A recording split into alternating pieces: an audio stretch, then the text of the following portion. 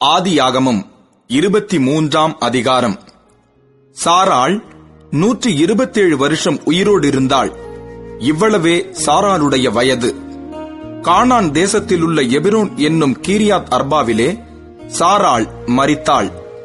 அப்பொழுது ஆபிரகாம் வந்து சாராளுக்காக புலம்பி அழுதான்.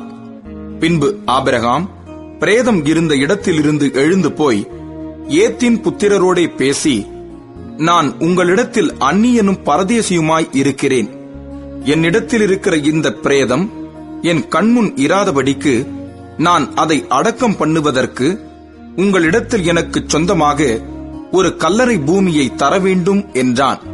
அதற்கு ஏத்தின் புத்திரர் ஆபிரகாமுக்கு பிரதியுத்தரமாக, எங்கள் ஆண்டவனே, நாங்கள் சொல்லுகிறதை கேளும். எங்களுக்குள்ளே நீர் மகா பிரபு.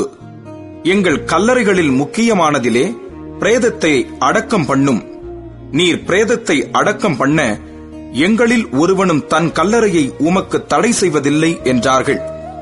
அப்பொழுது ஆபிரகாம் எழுந்திருந்து ஏத்தின் புத்திரராகிய அத்தேசத்தாருக்கு வந்தனம் செய்து அவர்களோடே பேசி, என்னிடத்தில் இருக்கிற பிரேதம் என் கண்முன் இராதபடிக்கு நான் அதை அடக்கம் பண்ண உங்களுக்கு சம்மதியானால், நீங்கள் என் வார்த்தையை கேட்டு சோகாருடைய குமாரனாகிய எப்ரோன் தன் நிலத்தின் கடைசியிலே இருக்கிற மக்பேலா எண்ணப்பட்ட குகையை எனக்கு சொந்தமான கல்லறை பூமியா இருக்கும்படி தர வேண்டும் என்று அவரிடத்தில் எனக்காக வேண்டிக் கொள்ளுங்கள்.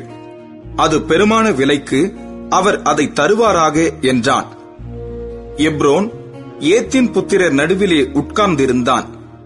அப்பொழுது ஏத்தியனாகிய எப்ரோன் தன் ஊர் வாசலுக்குள் பிரவேசிக்கிற ஏத்தின் புத்திரர் அனைவரும் கேட்க, ஆபிரகாமுக்கு பிரதியுத்தரமாக, அப்படியல்ல என் ஆண்டவனே, என் வார்த்தையை கேளும்.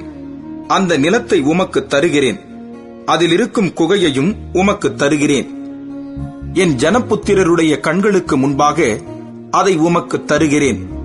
உம்மிடத்தில் இருக்கிற பிரேதத்தை அடக்கம் பண்ணும் என்றான்.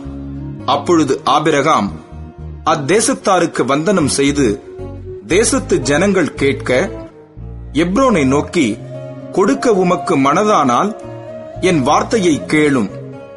நிலத்தின் விலையை தருகிறேன், என் கையில் அதை வாங்கிக் கொள்ளும். அப்பொழுது என்னிடத்தில் இருக்கிற பிரேதத்தை அவ்விடத்தில் அடக்கம் பண்ணுவேன் என்றான். அதற்கு எப்ரோன் ஆபிரகாமுக்கு பிரதியுத்தரமாக, என் ஆண்டவனே, நான் சொல்லுகிறதை கேளும். அந்த நிலம் 400 சேக்கல் நிறை வெள்ளி பெறும். எனக்கும் உமக்கும் அது எவ்வளவு காரியம்? நீர் உம்மிடத்தில் இருக்கிற பிரேதத்தை அடக்கம் பண்ணும் என்றான். அப்பொழுது ஆபிரகாம் எப்ரோனின் சொல்லை கேட்டு ஏத்தின் புத்திரருக்கு முன்பாக எப்ரோன் சொன்னபடியே வர்த்தகரிடத்தில் செல்லும்படியான 400 சேக்கல் நிறை வெள்ளியை அவனுக்கு நிறுத்துக் கொடுத்தான்.